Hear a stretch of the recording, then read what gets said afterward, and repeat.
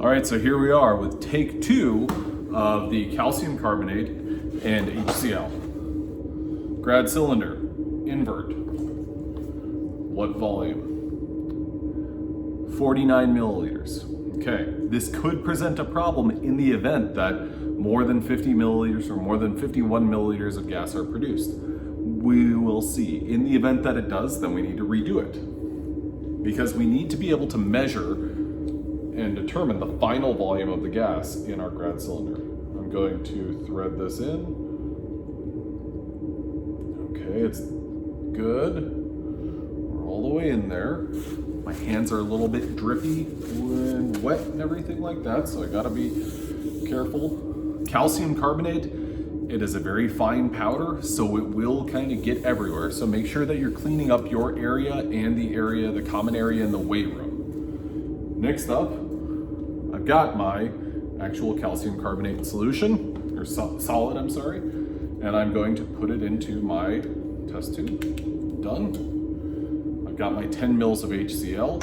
I'm all ready to cap this, and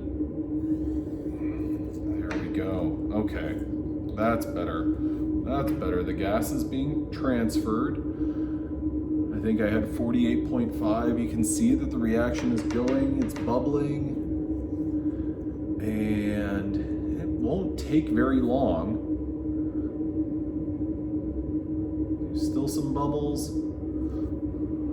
I can see that actually I have a little bit of calcium carbonate on the interior of my test tube, so I want to be careful and certain that I get that to react.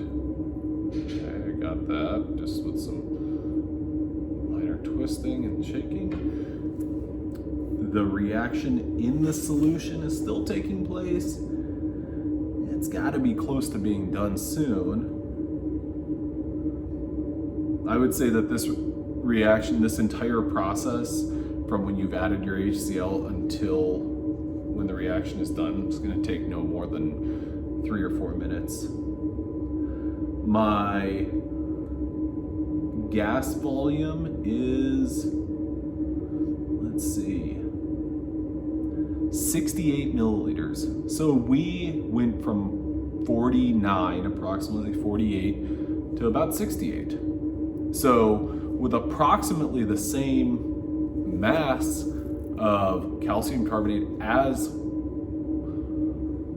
sodium bicarbonate, I produce less gas than with just the sodium bicarbonate. So if we're comparing HCl and CaCO3 versus NaHCO3, sodium bicarbonate, and HCl, well, what's the difference between those two substances?